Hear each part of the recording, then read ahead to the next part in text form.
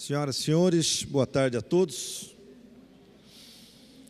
Quero cumprimentar aqui, mandar um grande abraço para a Dona Augusta. Dona Augusta, que é moradora lá do Jardim Paraíso, da terra do meu amigo Juarez. Dona Augusta esteve comigo no sábado, no aniversário do Zé Maria. Ela que é amiga lá das minhas primas, a Georgina e a Celina. Um grande abraço, Dona Augusta. A senhora e a toda a sua família, obrigado pela audiência. Começando a falar um pouco aqui da nossa cidade, acho assim, eu tenho visto alguns vereadores aqui, até enaltecendo aí o governo na inauguração de creches. É muito bacana ver isso, a gente fica muito contente, tendo em vista que praticamente todas essas creches que foram inauguradas são obras iniciadas no governo passado. Ainda estou à espera de uma obra que esse governo inicie, porque até agora só está fazendo aquilo que já estava começado. Precisamos ver alguma coisinha, uma marca desse governo aí que está em baixa. Mas é importante salientar, inaugurar creche é sempre importante. São oportunidades aí para as crianças, para as mães. Nesse sentido, a gente aqui, obviamente, fica muito feliz por essa continuidade. Mas vamos falar de um tema interessante. Trânsito. Parece que todo mundo aqui sempre tem solução para o trânsito.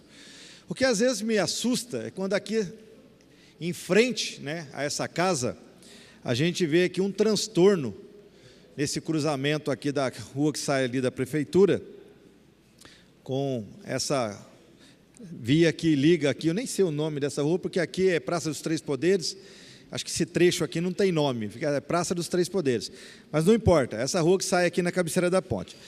Observem vocês que a Major Acácio, para quem vem lá do Jardim São José para o centro, ela está fechada, por questões de obras, tudo bem. Quando você atravessa a ponte, a Chiquinha Schurig também está fechada, mais uma obra. A Otaviano Câmara também fechada por obras. Tudo bem, se querem mostrar a obra através da paralisação do trânsito, o objetivo foi atingido. Porque todo mundo aí vai perceber que tem obra, porque o trânsito está caótico aqui. Mas tudo bem, estão fazendo obra, vamos dar um desconto. Mas eu não acredito, cara, que o que o pessoal consegue fazer é piorar as coisas, colocar aqueles cones gigantes para poder liberar a vinda de quem vem da prefeitura, parece uma solução que, na minha opinião, só complica mais.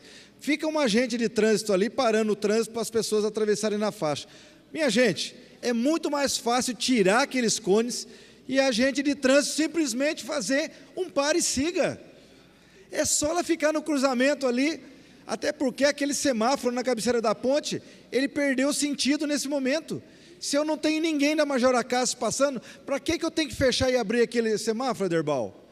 É só liberar ele, deixa ele piscante, e a agente de trânsito aqui, dá sinal, libera uma parte, libera a outra, porque quando você fecha ali, quem vem na terceira faixa beirando a prefeitura, quando chega aqui tem que cair para o meio. Quem sai da rua da prefeitura, quer atravessar para o lado de cá, não consegue. Eles conseguem piorar o que já está ruim. Aí a gente não tem como não criticar, porque a gente dá solução, dá sugestão, e as pessoas não escutam. É complicado. Eu não entendo realmente o que acontece com essa mobilidade urbana. Mas vamos lá. Ontem nós tivemos aqui uma reunião, que na verdade é uma audiência pública, que por lei ela tem que acontecer a cada 4 meses, que é a prestação de contas das metas fiscais do nosso governo. E aí foi fechado agora em fevereiro o ano de 2018. O que nos preocupa, e eu, Luiz Flávio, a gente tem debatido esse assunto, é a aplicação dos recursos que o município tem, ou seja, a não aplicação. Porque a gente percebeu que em várias áreas aí o valor ficou abaixo dos 50%. Zé Roberto, em um ano você não conseguir aplicar 50% dos recursos, é porque o governo está estagnado. Alguma coisa está errada. Mas é porque não veio verba do governo federal, não veio.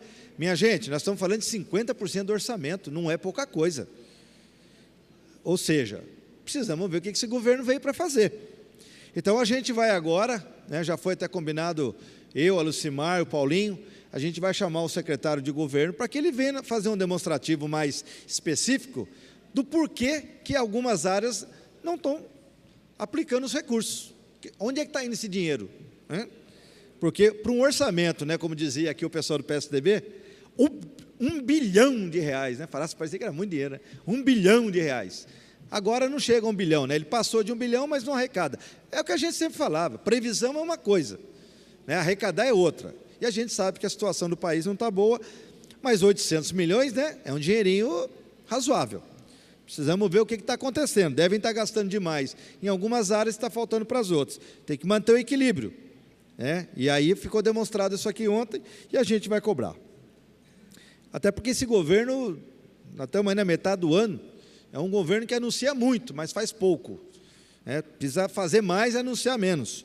Eu sei que quando chega no governo, a gente acha que vai transformar tudo, quer colocar tudo em prática. Eu acho que o governo já sentiu. Acho outra coisa também, meu prefeito, você precisa botar o secretário seu para conversar um pouco. Acho que tem muita secretaria trabalhando solta aí. Uma dica que eu dou para o senhor aí, com os 12 anos que eu tenho de experiência aí na prefeitura. Governo que não junta o secretário e não traça um objetivo para a cidade, vai bater cabeça, vai chegar uma hora, quando vai acabar os 4 anos, vocês vão ver que vocês não vão conseguir fazer nada. Espero que isso não aconteça, que a população não merece. Mas vamos falar um pouquinho do cenário nacional, um assunto bastante debatido. Quero aproveitar aqui até parabenizar o nosso amigo aqui, o Rodrigo. O Rodrigo é jornalista aqui nessa casa. Eu li o artigo dele hoje no jornal O Vale, falando um pouco da reforma da Previdência. A gente tem que tomar muito cuidado, e eu não sou aqui nenhuma pessoa, talvez, gabaritada para poder apontar os detalhes dessa reforma, mas eu posso com certeza garantir para vocês que essa reforma, do jeito que ela está, para a maior parte da população, principalmente aquela que mais precisa, as coisas não serão tão boas quanto o governo quer pregar. O governo ele quer dar uma impressão de que, se essa reforma for aprovada, o Brasil vai mudar da água para o vinho. Não é verdade. Primeiro que muita coisa vai ser mudada. Espero que os nossos deputados lá tenham essa sensibilidade e não caiam, né, nessa armadilha.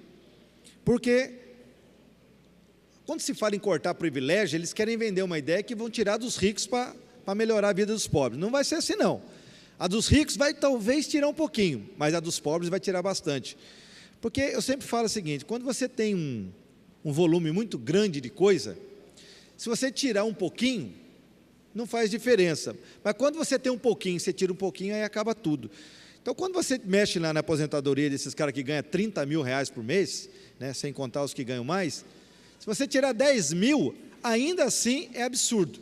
Mas quando você mexe na aposentadoria, Zé Roberto, de um cara que ganha salário mínimo, você vai dar só 60% para ele começar a viver, Lucimar. Você imagina um idoso que já tem tanta coisa para fazer, remédio para comprar, você ainda vai cortar dele 40% do salário mínimo. Fala para mim, o que esse cara vai fazer? Vai morrer, né? É uma tristeza muito grande, porque nós já sabemos, o salário mínimo já é sobrevivência para muitas famílias que pagam aluguel e têm filhos.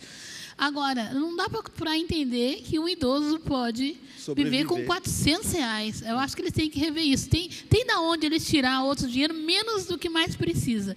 É inadmissível a gente entender que tem um benefício para o cidadão brasileiro, menos de um salário mínimo. É inadmissível, né, vereador? Então, eu entendo, a reforma é necessária, de fato, algumas coisas têm que ser corrigidas, qualquer governante sabe disso.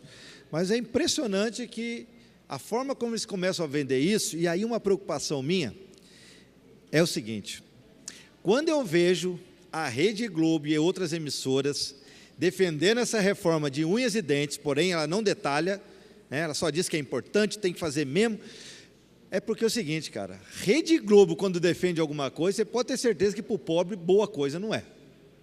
Pode escrever, você que adora assistir novela aí, quando você vê o William Bonner, quando você vê lá a Miriam Leitão dizendo que tem que aprovar essa reforma, gente, sai fora, é chumbo grosso para o lado do pobre, tá certo?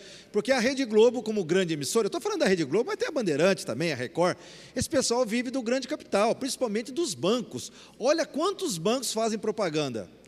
Obviamente que a Rede Globo, essas emissoras, eles têm interesse em facilitar a vida dos bancos, e a reforma, do jeito que estão querendo, vai ajudar muito esses bancos a ganhar mais dinheiro do que já ganham. Então, quando você vê aí esse jornalista dessas emissoras aí, olha, tome cuidado, mas vamos esperar para ver o que vai dar. Bom, agora eu já quero também aqui, como já tinha, né, destilar o meu veneno, como eu disse, sofri muito nessa casa, na época do mensalão, sofri muito na época aí do petrolão, e agora eu tenho aqui que dar a mão à palmatória e dizer o seguinte: se tem um partido que cuida bem do dinheiro da população brasileira, é o PSDB, principalmente o Paulo Preto, viu, Rodrigo? Esse cara é um exemplo de brasileiro. Eu nunca vi o cara levar dinheiro para tomar sol. É só no PSDB mesmo que a gente encontra esse tipo de figura. Então, assim, eu acho que o PT perdeu muito mesmo, porque para o PSDB cuidar do dinheiro do Brasil, levar o dinheiro para tomar sol, minha gente, é para o Gedel morrer de vergonha. O Gedel achou que ele era o maior bunker, ele tinha o maior bunker do Brasil. O Paulo Preto do PSDB foi lá e falou assim: não, eu tenho mais, eu tenho o dobro. Bom, isso é o que aparece, né? Porque deve ter muito mais, porque o PSDB está 30 anos aí governando São Paulo, então 100 milhões é fichinha. Mas isso é bom para a população ver e aprender. Como eu falo para vocês, não tem partido honesto, tem partido formado por pessoas honestas. Como no meio desses partidos também tem gente desonesta. Que bom que as pessoas esqueceram um pouco da gente, né? E estão vendo que corrupção no Brasil não é propriedade de um único partido. Então fica aqui, é lógico, em tom de brincadeira, Rodrigo, eu não gosto de falar isso por mal, mas como eu disse, nós pagamos um preço muito alto aqui, e agora eu acho que a tucanada aí está com o bico caído, acho que esse partido vai desintegrar aí, vai sumir também, porque partido, eu posso dizer uma coisa para vocês, são poucos aqui no Brasil. Bom, o tempo praticamente acabou, mas eu quero mandar uma lembrança também para o nosso ministro da Educação, nessa mais nova presepada que ele mandou aí, né? É um absurdo, acho que em qualquer governo sério, um ministro desse já tinha caído, né? Primeiro que ele infringe a lei de tal forma, né? Que acho que ele não conhece nem a Constituição brasileira, mandar gravar crianças, né, em escolas, que é uma coisa absurda. E o governo federal se esquece que é o seguinte: as escolas, elas estão praticamente sob a responsabilidade dos municípios e do Estado. O governo federal cuida de poucas escolas. Então, eu não sei o que esse ministro tem na cabeça. Mas isso aí já é o reflexo de um governo que a gente sabe que, com o tempo, a gente sabe onde vai dar. Eu torço sempre para um país melhor, como eu torço para uma cidade melhor. Mas quando a gente vê alguns governantes chegando dessa forma, eu falo para vocês, nosso futuro é mais incerto do que a gente espera. Grande abraço a todos, até a próxima quarta-feira.